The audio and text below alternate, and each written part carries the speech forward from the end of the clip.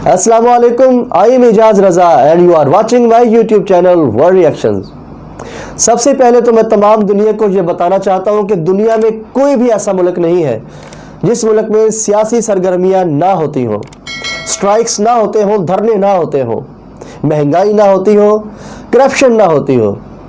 कोई भी ऐसा मुल्क नहीं है, कोई भी ऐसा मुल्क नहीं कह सकता कि हमारे मुल्क में कुछ भी नहीं होता। हमारा मुल्क बिल्कुल साफ सुथरा है, हर चीज़ से पाक है। ये नामुमकिन है। ये बातें मैं इसलिए कर रहा हूँ कि कोई भी पाकिस्तान के खिलाफ बात करने से पहले ये सोच ले कि उसके मुल्क में क्या हो रहा है। तमाम जमातें अपोजिशन इकट्ठी होके एक ही जगह पे एक ही बैनर के तले जो आपस में पहले लड़ते थे, झगड़ते थे, एक दूसरे के खिलाफ कीचड़ उछालते थे, अब वो सारे एक प्लेटफॉर्म पे इकट्ठे होके और एक जमात के खिलाफ एहतजाज किया। आइए देखते हैं वो जलसा जिसको इमरान खान ने खुद सर्कस कहा, और इमरान खान की बहुत ही दिलचस्प गुफ्तगू में आपको दिखाता हूँ और बहुत ही प्यारे अंदाज में उन्होंने बड़ी मीठी मीठी की है। अभी देखते हैं कि मीठी मीठी कैसे की है उनकी, और बहुत ही संजीदा बातें भी की है और बहुत ही फ्रेंडली बातें भी की है और कॉमेडी भी की है इमरान खान साहब ने। आइए देखते हैं उस वीडियो को और इंजॉय करते हैं। तो चलें व्यूअर्स, इमरान खान की चटपटी और मीठी मीठी बातें सुनते हैं। और ये गीदड़ जो तुम दमा के बाहर भागा था, ये जनरल जिलानी के घर के ऊपर सरिया बनाते हुए मिनिस्टर बना था। ये वो आदमी है, सुन ले, जो ज़ियाउल हक के जूते पॉलिश करते करते चीफ मिनिस्टर बना था। हिंदुस्तान को नहीं पता कि जब जनरल ज़िया ने इसको गोद में बिठा के मुंह में दूध की चूसी लगाई थी इसके मुंह में, ये जो बाहर बैठ के इसने पाकिस्तानी फौज के ऊपर ये हमला जनरल बाजवा पे नहीं, ये पाकिस्तानी फौज पे हमला। बिल्कुल ये गलत किया उसने, बहुत गलत बात की है। अच्छा, अब मैं जरा जो कल सर्कस हुई थी उसके ऊपर बात करना चाहता हूँ, लेकिन सर्कस ही हुई थी, कौन क्या था? सब इकट्ठे एक पंडाल में।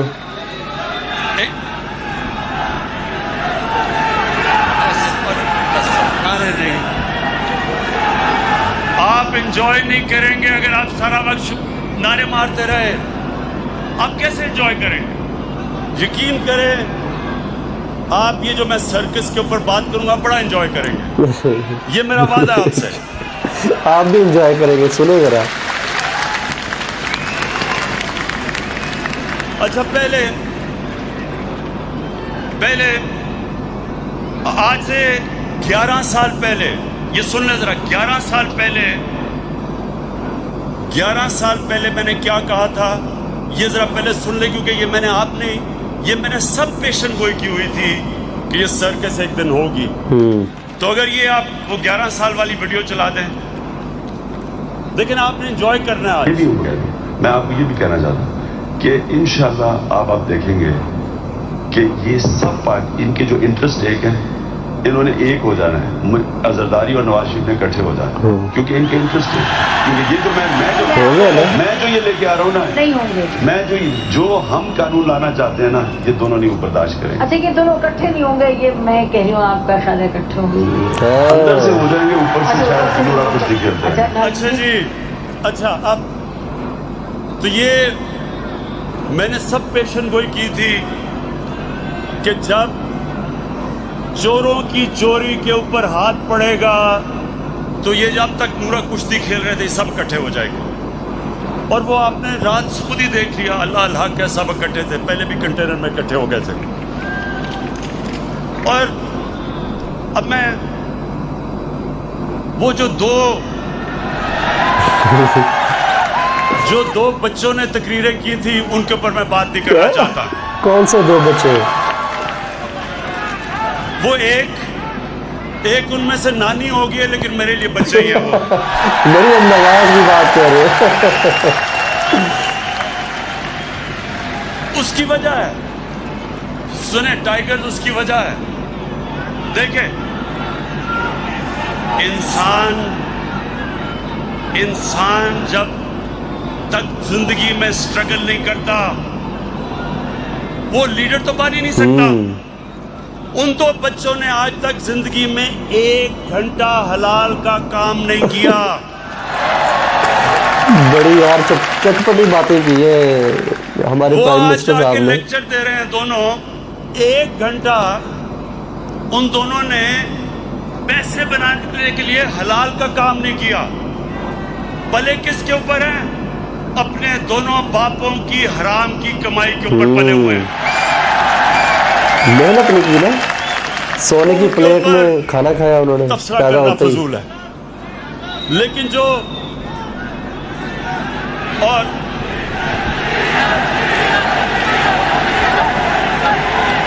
देखें, जो आदमी 11 की टीम होती है 12वें को 12th मैन कहते हैं, जो 12th मैन है उसके ऊपर मैं क्या बात करूं। अच्छा, अब मैं असल ये बड़ा गौर से सुनना। अब मैंने जो असल बात करनी है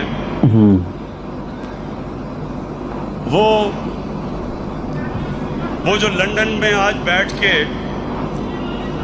जिसने जो कल गुफ्तगू की, मैं उसके ऊपर बात करना चाहता हूं। लेकिन उससे पहले फैसल सुने सुने सुने उससे पहले आप जरा इसकी पहले शक्ल देखें। जब ये इंग्लैंड जाना था, जब और इंग्लैंड जाके इसकी शक्ल क्या बनी, आफ्टर जरा एंड प्लीज बिफोर, दिखाएं। After before. ओ यार वाकई देखो ना कितना ये मासूम। वही इंसान है। ये जो शक्ल थी, ये जब बस। अच्छा, ये शक्ल जब शिरीन मजारी ने देखी तो तब बेचारी की आंखों में आंसू आ गए। शीरी मजारी। और फिर से मैं बता दूं, शिरीन मजारी की आंखों में आंसू आना मुश्किल है, बड़ा मुश्किल काम है। लेकिन वो देखे, वो मेरी भी आंखों में आंसू आ जाते अगर मैं इसको अच्छी तरह जानता ना। अच्छा, अब एक मिनट, अब जरा वो दूसरा भाई साहब को जरा दिखा दे। ये लंदन में जरा भाई साहब क्यों आप सुन रहे हैं? पटिशन लगी हुई है लाहौर हाई कोर्ट। खुदा करे अल्लाह ताला अपने बेपाया फजलों का मुझे कर, खुदा करे अल्लाह ताला अपने बेपाया फजलों का मुझे कर इजाज़त मिल जाए तो इतना मासूम। हमारे साहब के साथ होगी, जो कि बहुत ही आम बात है। ये हालात है। बाकी इनकी दूसरी जो ट्रीटमेंट जारी है, तो हार्ट के लिए इंशाअल्लाह जल्द अपॉइंटमेंट हमारी। बस ख्वातीन, रोना नहीं है आपने। डंडा तीर है जी, डंडा तीर है। अपनी आंखों के आंसू पोंछ लें। ये बॉलीवुड भी ऐसी कोई एक्टिंग नहीं कर सकता जो अभी एक्टिंग की है। एक्टिंग ही है और क्या है, इतना मासूम तो है नहीं है पूरा। अब सोचे सुने, अब सोचे कि हमारी कैबिनेट के सामने ये एक्टिंग जब हो रही थी, शीरीन मजारी रोना शुरू हो गई, तो हमने इसको वापस ही बाहर ही जाने देना था। तरस खा लिया। लेकिन आज मैं सिर्फ ये कहना चाहता हूं, जो इसने जबान इस्तेमाल की पाकिस्तान के आर्मी चीफ के खिलाफ, बहुत गलत बात की है। और पाकिस्तान की फौज हमारी जान है, हमारी आन है, हमारी शान है। उसके खिलाफ कोई भी बात करे हमसे बर्दाश्त नहीं होगा। डीजी के खिलाफ मैं आज इसके ऊपर खास बात करना चाहता हूं। नहीं, ये उसने वाकई बहुत गलत बात की कि एक्स प्राइम मिनिस्टर हो के अपनी ही फौज के खिलाफ बात करना गलत बात है। सुने जरा उसको मेरी बात। शेवा नहीं देता इस बात को, ऐसी सुने, बात सुने, करना। सुने मेरे टाइगर्स और पाकिस्तान के नौजवानों, सुनो गौर से। बर्रे सगीर की तारीख में कभी भी ऐसी हिंदुस्तान में हुकूमत नहीं आई जो मुसलमानों से और पाकिस्तान से इतनी नफरत करती है जितनी नरेंद्र मोदी की हुकूमत करती है। हमारे ये बात सही है। हमारे फौजियों के ऊपर मुसलसल हमले हो रहे हैं। हर रोज हमारे फौजी अपनी जान की कुर्बानियां दे रहे शहीद हैं। हो रहे हैं। परसों 20 पाकिस्तान के सिक्योरिटी फोर्सेस के लोगों ने शहादत पाई। बिल्कुल। 20 लोगों ने, जो जल भी गए वो बेचारे, बहुत बड़ा सानिया हो गए, वो भी बहुत अफसोस हुआ है। और ये क्यों अपनी जान की कुर्बानियां दे रहे हैं? हमारे लिए, मुल्क के बिल्कुल लिए। बिल्कुल बिल्कुल हमारे लिए, कि हम लोग सुकून से रहें, पाकिस्तान को कोई आंच ना आए। और ये गीदड़ जो दुमदमा के बाहर भागा था, वहां बैठ के आर्मी चीफ के ऊपर जो उसने कल जुबान इस्तेमाल की, और DGISI के ऊपर, सुने गौर से मेरी बात, मैं थोड़ा सीरियस आपसे बात करूंगा। ये वो नवाज शरीफ है जो आज फौज के ऊपर और फौज के सरबराह के ऊपर इस तरह की जो जुबान इस्तेमाल कर रहा है। आपको याद नहीं होगा क्योंकि आप तो तब पैदा भी नहीं हुए थे। ये जनरल जिलानी के घर के ऊपर सरिया बनाते हुए मिनिस्टर बना था। ये वो आदमी है जो ज़ियाउल हक के जूते पॉलिश करते करते चीफ मिनिस्टर बना था। ये वो आदमी है जिसने जनरल दुरानी ISI के जब चीफ थे, पीपल्स पार्टी के खिलाफ जब इलेक्शन हुई तो मिरान बैंक से इसने करोड़ों रुपया लिया था इलेक्शन लड़ने के लिए। ये भाई DGISI की फुल इंफॉर्मेशन सुप्रीम कोर्ट को रिपोर्ट थी। लेकिन इस मुल्क की बदकिस्मती ये कि हमारे मुल्क की अदालतों ने इसकी मदद की हमेशा। ये वो आदमी है जिसने आसिफ जरदारी को 2 दफा जेल में रखा था। जनरल बाजवा ने नहीं डाला था, और उसको कहता था पाकिस्तान का करप्ट तरीन आदमी।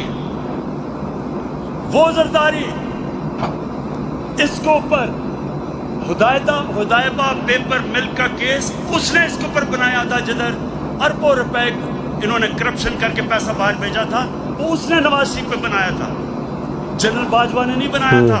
सही बात है। ये वो नवाज शरीफ है। और जरदारी, चुप करके सुने, चुप करें जरा, सुने मेरी बात। ये वो जरदारी है और नवाज शरीफ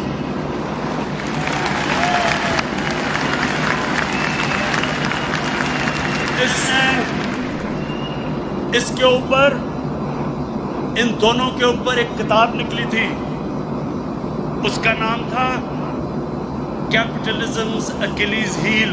रेमंड बेकर ने किताब लिखी थी। ये इनके पहले दौर के बाद, जब इन दोनों ने 2 दफा बारियां लेके मुल्क को लूटा था, उसने किताब लिखी और उसके ऊपर पूरा चैप्टर दिया कैसे इन दोनों ने इस मुल्क से पैसा चोरी करके मुल्क से बाहर लेके गए। जनरल बाजवा ने नहीं लिखी थी, रेमंड बेकर ने लिखी थी।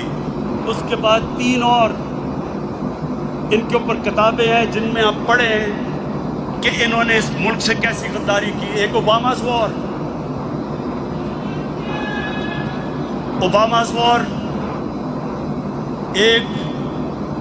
एक है सूस्कीन, उसने किताब लिखी the way of the world. उसमें वो क्या किताब में कह रहा है कि बिलावल को उनकी वालदा टेलीफोन करके CIA ने उसका टेलीफोन टैप किया, बैंक अकाउंट्स बता रहे थे कि किन किन बैंकों में पैसे पड़े हैं तुम्हारे बारे। जो बाहर, अब जरा गौर से सुने मेरी बात, क्योंकि मैंने बाहर एक केस लड़ा हुआ है, हर जाने का केस बाहर लड़ा हुआ है, इयान बोथम के खिलाफ, और जीता था केस। वहां सुने वहां क्या होता है, वहां जब आप कोई किताब लिखते हैं, 4 किताबें मैंने बाहर पब्लिश करवाई हैं, एक एक लफ्ज एक एक लफ्ज उस किताब में आप लिख नहीं सकते। वकील बैठता है और देखता है कि क्या आप साबित कर सकते हैं ये चीजें, नहीं तो आप कोई किताब नहीं बाहर लिख सकते, क्योंकि इतने सख्त कानून है वहां। तो जो इनके ऊपर चीजें लिखी हुई हैं, एक गोस्ट वॉर्स है, एक और किताब, उसमें लिखता है कि नवाज शरीफ अमेरिकनों को कह रहा है कि अपने फौज यहाँ ले आओ। वो अपनी फौज से डरा हुआ था, अमेरिकी फौज को कह रहा था कि मुझे प्रोटेक्शन दो। उस किताब में लिखा हुआ है। सो ये वो लोग हैं, ये वो लोग हैं, ये अपना चोरी किया हुआ पैसा बचाने के लिए इस मुल्क को बेच सकते हैं। इनको, इनका तो पैसा खुदा है। इन्होंने जो इस मुल्क से किया है वो मीर जाफर और मीर सादिक ने अपनी कौमों से किया हुआ था। पहले अपनी जात के लिए, अपने फायदों के लिए उन्होंने अपनी कौमों को गुलाम बनाया था। ये जो बाहर बैठ के इसने पाकिस्तानी फौज के ऊपर ये हमला जनरल बाजवा पे नहीं, ये पाकिस्तानी फौज पे हमला है।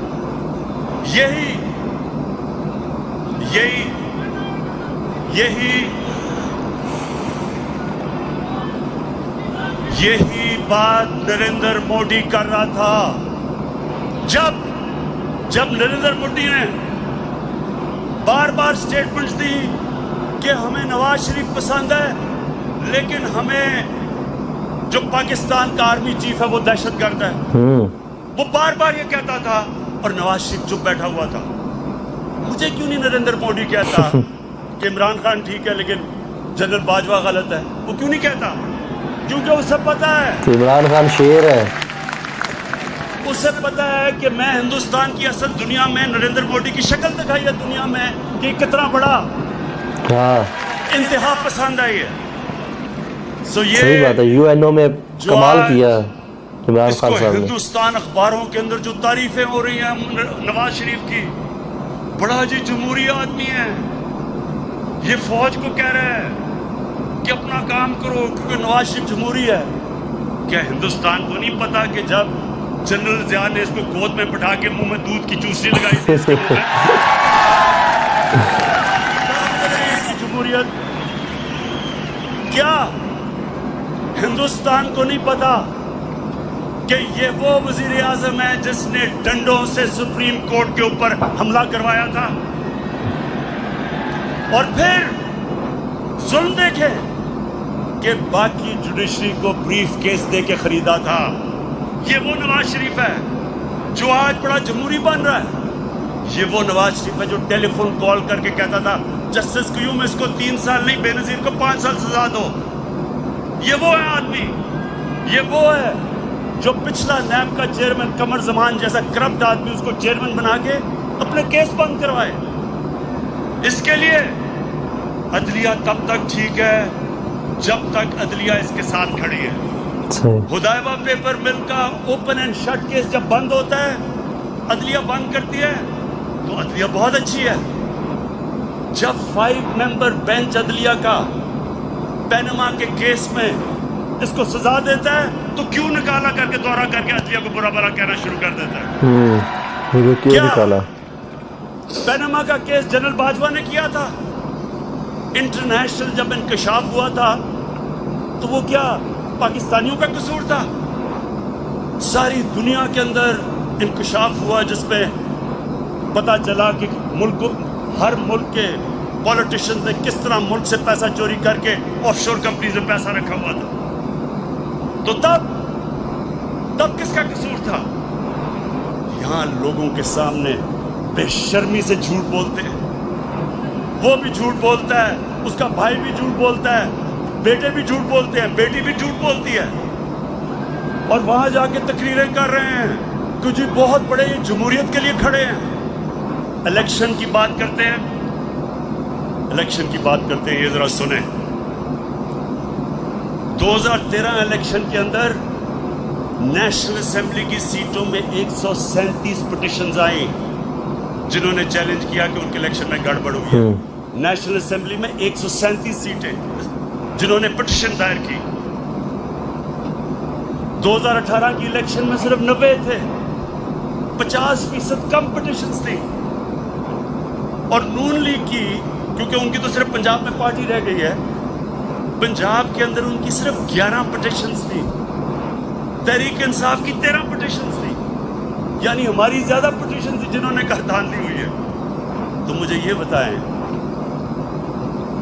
कि जब 80% पोल का रिजल्ट आया, फैफन एक इंडिपेंडेंट इदारा है, उसने 80% ने कहा, 80% पाकिस्तान का इलेक्शन 2013 से बेहतर हुआ, अच्छा इलेक्शन। तो मैं आपसे पूछता हूं कि जब हमने 2013 इलेक्शन के बाद मैंने सिर्फ 4 हल्के मांगे थे, 137 में से 4 हल्के मैंने कहा कि हमें इनको खोल के बता दो, अगर ये ठीक है तो मान लेंगे इलेक्शन। इन्होंने 4 हल्के नहीं खोले, 1 साल के बाद सड़कों पे निकले, आखिर में जब 4 हल्के खुले, चारों के चारों अंदर धांधली थी। जब हमारी बारी आई 2018 में, इन्होंने कहा जनाब इलेक्शन में धांधली है।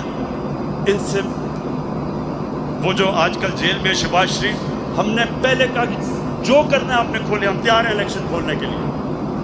अब इनको पता था कि 11 पिटिशन थी इनकी सारी, इलेक्शन उन्होंने क्या खोलना था। तो ये वो लोग हैं कि जो बात करते हैं कि इलेक्शन के अंदर धांधली हुई। धांधली मैं आपको बताऊं किधर हुई, जो भी अभी इंकशाफ हुआ है। इलेक्शन में अभी एक बाय इलेक्शन हुआ जब नवाज शरीफ डिस्क्वालीफाई हुआ, उसकी बीवी को खड़ा किया, मरीम नवाज ने कैंपेन की। हमारे पास अब डॉक्यूमेंट्री एविडेंस है कि 250 करोड़ रुपया गवर्नमेंट का इन्होंने उस हल्के में इस्तेमाल किया इलेक्शन जीतने के लिए। 250 करोड़, ये हमने नैब को केस दिया है। हमने सारे इलेक्शन में 250 करोड़ खर्च किया। इन्होंने एक बाय इलेक्शन के ऊपर इस कौम का टैक्स के पैसे का 250 करोड़ रुपया खर्च किया। लेकिन मुझे एक खास मजा आया, एक और अल्लाह अल्लाह है, सच आता रहता है सामने। बेशक। एक इलेक्शन हुआ उस्मान डार का, और वहां एक सियालकोट का बहुत बड़ा रंगबाज है, बड़ी बड़ी बातें करता है, बड़ी बड़ी छाती निकाल के बड़के लगाता है। लेकिन पता क्या चला कि इलेक्शन की रात को शाम को 8 बजे रंगबाज ख्वाजा टेलीफोन कर रहा है जनरल बाजवा को, जनरल साहब मैं इलेक्शन हार रहा हूं, मेरी मदद करें। आंसू गिर रहे हैं, जनरल साहब मैं तबाह हो जाऊंगा, मेरी मदद करें, मैं इलेक्शन हार रहा हूं उस्मान डार से। मेरे पाकिस्तानियों, मेरे टाइगर्स, मेरी अब आखिर में गौर से आपने बात सुननी है। टाइगर फोर्स कन्वेंशन है। अब तक ये जो ऑपोजिशन है, इन्होंने एक इमरान खान देखा है। आराम आराम से मैं इनको कहता था अच्छा जी प्रोडक्शन ऑर्डर देना है तो चलो बुला लो असेंबली में और इस तरह की चीजें। ये जो आप सुने जरा, ये जो अब इमरान खान देखेंगे, ये मुख्तलिफ इमरान खान आने लगा। वेरी गुड, मुख्तलिफ आएगा तो ये सीधे होंगे। सबसे पहले किसी किस्म का प्रोडक्शन ऑर्डर किसी डाकू को अब नहीं मिलेगा, नहीं मिलेगा। शहबाज शरीफ के ऊपर अभी जो चीज सामने आई है 23 अरब रुपए की, इसका करप्शन का इंकशाफ हुआ है। कभी चीनी वाले तो कभी किसी के नाम पे 23 अरब रुपया भी पकड़ा गया। जब तक अदालतों में पूरी तरह ये जवाब नहीं देगा, कोई किस्म का इसको प्रोडक्शन ऑर्डर नहीं मिलेगा और ना ही किसी और डाकू को मिलेगा।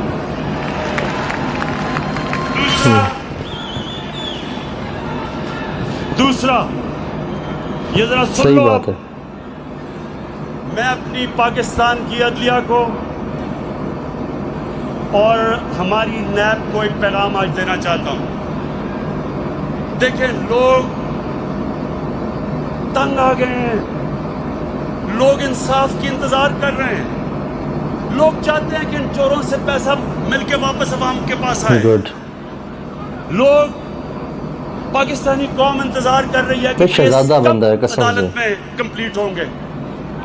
मेरी रिक्वेस्ट है जनाब चीफ जस्टिस साहब, जो गवर्नमेंट से आपको लॉजिस्टिकल सपोर्ट चाहिए हम देने के लिए तैयार हैं।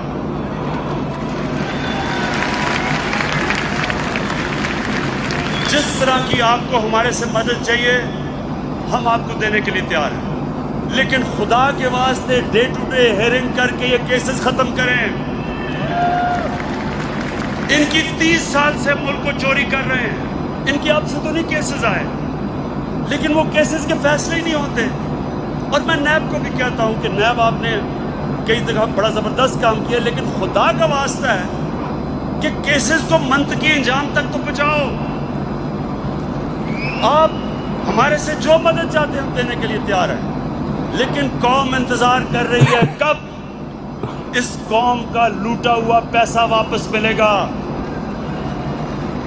गवर्नमेंट ये मैं आज फिर आपके सामने अब रख रहा हूं कि जो नया इमरान खान, एक तो नया पाकिस्तान है, एक नया इमरान खान बन गई। कल उसकी तकरीर सुन के जो उसने ज़बान इस्तेमाल की है उस गीदड़ ने, सीधे भी इस नहीं होंगे, वैसे सीधे भी नहीं होने ये कि अब से कोई इनको वीआईपी जेल नहीं मिलेंगे, इनको आम कैदियों की तरह हम रखेंगे।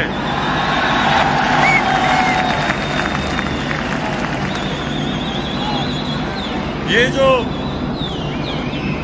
जो सारी जो कल सर्कस थी, ये सर्कस को मेरा पैगाम है कि देखिए आप सारे तो कभी किसी का कंधा पकड़ के आया, कभी कोई जलानी ने बना दिया, किसी ने कागज का टुकड़ा दिखा दिया कि जी मुझे तो मुकाबला करके दिखाऊंगा की वजह से पार्टी मिल गई है। ये आपके सामने शख्स खड़ा है, इसने पहले तो 20 साल खेलों की ग्राउंडों में दुनिया की बेहतरीन लोगों से मुकाबला किया और उसके बाद 22 साल वाहिद पॉलिटिशियन हूं। 22 साल छोटी सी पार्टी से शुरू करके अवाम के पास जाके वाहिद पब्लिक मूवमेंट से पार्टी बनाई है, किसी का सहारा नहीं चाहिए। मैं आज आपको कह रहा हूं कि इंशाल्लाह अब आपको मैं मुकाबला करके दिखाऊंगा। मैं सारी जो गवर्नमेंट के हमारे इदारे हैं, नैब हमारे आज़ाद है, अदालतें आज़ाद है, लेकिन मेरे नीचे जो अदारे हैं उनको मैं अब खुद तैयार करूंगा। इस मुल्क में वो लोग जिन्होंने चोरी करके मुल्क को लूट के पैसा बाहर लेके गए हैं, इंशाल्लाह एक एक को हम पकड़ेंगे।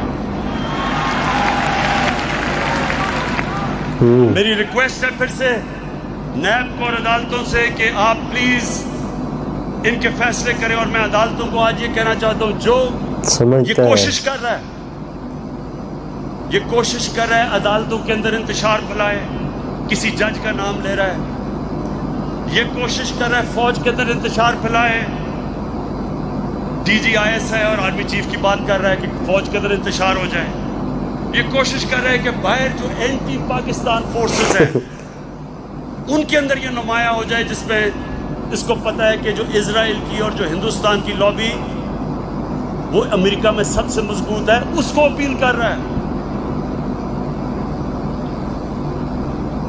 ये जो गेम खेल रहा है, मैं ये गेम सारी समझता हूँ, मुझे सारी इंटेलिजेंस है ये क्या खेलने की कोशिश कर रहा है। और मैं इसको ये बताना चाहता हूँ कि मुझे तो कोई फ़र्क ही नहीं पड़ता कौन सा आर्मी चीफ हो या कौन सा ISI का DG हो, मुझे तो फ़र्क ही नहीं पड़ता, क्योंकि मैंने तो कोई पैसे चोरी नहीं कर रहा या मेरी कोई बाहर जायदाद नहीं, मुझे तो खौफ किसी से नहीं है। लेकिन जो जनरल बाजवा ने जिस तरह इस हुकूमत की मुश्किल वक्त में मदद की, जिस तरह उसने हमारे साथ, मैं ये कहना चाहता हूँ आज हमारे साथ अभी कराची में मदद की जब बारिशें आ रही थी, जो हमारे साथ कोरोना के अंदर पूरी तरह मदद की, जो हमारे पास जब एक मुल्क पे पैसा नहीं था 2 साल अब पता लगेगा। पाकिस्तान की फौज ने असल में अपने डिफेंस एक्सपेंडिचर पे कट लिया। क्योंकि उनको फिक्र थी कि पाकिस्तान के पास पैसा नहीं है। कभी ऐसे पहले नहीं हुआ। वाह जी वाह, वाह जी वाह। सुनिए जी इमरान खान की फिर आपने गुफ्तगू, पहले आपने कोई भी ऐसी इनकी तकरीर नहीं सुनी होगी जैसी आज इसने की है। चटपटी तकरीर की है, और जो आज मैं इसका बिहेव चेक किया ना, ये आपने पहले बिहेव आपने भी नहीं देखा होगा, मैंने भी नहीं देखा, ये पहली बार मैं देख रहा हूँ। और जितना ये चेंजिंग अपने आप में लेके आया ना, ये सिर्फ इसलिए चेंजिंग लेके आया कि वो जो इसने नवाज शरीफ ने बाहर बैठ के हमारी फ़ौज के ख़िलाफ़ जो बात की है ना, उस वजह से ज़्यादा हाइपर हुआ ये। कोई भी हो, कोई भी प्राइम मिनिस्टर हो, कोई भी हुकूमत में हो, जो प्राइम मिनिस्टर अपनी आवाम के लिए अच्छा सोचता है, अपने मुल्क के लिए अच्छा सोचता है, सबसे बड़ी बात उम्मत मुसलमान के लिए अच्छा सोचता है, वो हमारा लीडर है और वही हमारे लिए बेस्ट है। और हमें उसी को सपोर्ट करनी चाहिए, ना कि उसको सपोर्ट करेंगे जो हमारी बाहर जाके बदखुइयाँ करे, हमारे वीक पॉइंट्स उनको ओपन करे। इस तरह का बंदा अच्छा नहीं है। पाकिस्तान में खा के पाकिस्तान के ख़िलाफ़ ही बात करो, ये बहुत गलत बात है। वो तो फिर एक पर्सनैलिटीज़ हैं, फेमस पर्सनैलिटीज़ हैं। आम शहरी भी अगर कोई अपने मुल्क के बारे में या अपने दीन के बारे में या अपने इदारों के बारे में गलत बात करे तो उसको भी पकड़ हो जाती है। ये तो फिर एक पर्सनैलिटी और जाके एक इंटरनेशनल फॉर्म पे जाके वो बात कर रहा है। ये तो काबिल कबूल ही नहीं है। ठीक है, तो सज़ा हर किसी को मिलनी चाहिए, हर किसी का हक है। अगर जिसने हमारे पाकिस्तान के साथ बदसलूकी की है, हमारे गरीब आवाम के पैसे खाए, तो वो पैसे वापस करना उसका हक बनता है। मैं सलूट पेश करता हूँ हमारे प्राइम मिनिस्टर इमरान खान को। मैं ज़ाती तौर पे, आप यकीन करेंगे, ज़ाती तौर पे मैं पहले पीटीआई को वोट नहीं देता था, ना ही मैं उसको सपोर्ट करता था। मगर जब ये इक़्तिदार में आए, इन्होंने गवर्नमेंट संभाली अपनी आके, इन्होंने जो काम किए, सबसे अच्छी बात ये इसकी ये लगी, और आप भी इस बात को ज़रूर फॉलो करेंगे और एक्सेप्ट करेंगे इस बात को, कि जो इंसान अपने मुल्क की तो बात करनी ही करनी है, प्राइम मिनिस्टर ने अपने मुल्क को तो दफ़ा देना ही देना है। जो दफ़ा उम्मत मुसलमान की करे, दीन की करे, इस्लाम की करे, हमारा तो पक्का सच्चा लीडर वही है जो एक गढ़ में खड़ा होके सिर्फ एक मुसलमान या चंद मुसलमान एक जगह पे बैठ के उनमें से एक लीडर मुसलमान होके मुसलमानों की हमायत करे और खुले आम सबको चैलेंज करे कि मुसलमानों की हेल्प करो, मुसलमानों के साथ अच्छा सलूक करो, मुसलमानों के साथ जो जुल्म कर रहे हो वो ख़त्म करो। तो असल लीडर तो वो हुआ ना कि जो मतलब मुसलमान की आवाज़ बन के उभरे। जैसे तुर्की के तय्यब अर्दोगान साहब है, हर बंदा, हर बच्चा उनकी रिस्पेक्ट करता है। क्यों करता है? क्योंकि वो उम्मत मुसलमान के लिए आवाज़ बुलंद करता है। इसी तरह हमारा दूसरा तय्यब अर्दोगान हमारा इमरान खान है, और इमरान खान जहाँ बैठता है मुसलमान की बात करता है और मुसलमान का ही वो साथ देता है और मुसलमान की ही आवाज़ को बुलंद करता है। तो मेरा ख्याल है कि मेरे लिए ज़ाती तौर पे मेरे लिए मैं तो यही कहूँगा कि इमरान खान जिंदाबाद, पाकिस्तान जिंदाबाद, पाक आर्मी पाइंदाबाद। आर्मी के ख़िलाफ़ हमें कोई बात नहीं करनी चाहिए। वो हमारे लिए दिन रात मेहनत करते हैं, दिन रात अपनी जानों का नजराने हम पेश करते हैं हमारे लिए, क्योंकि हमारी ज़िंदगी सुकून से गुजरे, हमें सुकून का सांस मिले, हमारे आज़ाद मुल्क हमारे पास हो। तो हमारे लिए वो अपनी जान दे के बेचारे शहीद हो जाते हैं, अपने बच्चों को अकेला छोड़ जाते हैं, अपने माँ बाप का सहारा वो भी उनको अकेला छोड़ देते हैं, अपनी बीवी को अकेला छोड़ जाते हैं। किस लिए? हमारे मुल्क के लिए, हमारे लिए। हमारी जान भी पाक आर्मी के लिए हाजिर है और हम भी तहे दिल से उनका शुक्र अदा करते हैं जनरल बाजवा साहब का, जनरल रहील का, जिन्होंने, और जनरल ज़ियाउल हक का, जिसने भी पाकिस्तान के लिए अच्छे काम किए और उसके लिए मेरा सलूट है। इजाज़त दीजिए, मिलते हैं नेक्स्ट वीडियो में, और जाते जाते मेरे इस चैनल को सब्सक्राइब कर दीजिएगा और साथ में बेल आइकन को भी प्रेस कर दीजिएगा। ऑल नोटिफिकेशन को ज़रूर क्लिक कीजिएगा ताकि मेरी तमाम आने वाली नई वीडियोस आप तक ज़रूर पहुंच सके। लाइक करके अपने दोस्तों में ज़रूर शेयर कीजिएगा मेरी वीडियो को, और मिलते हैं नेक्स्ट वीडियो में। इजाज़त दीजिए, अल्लाह हाफिज़।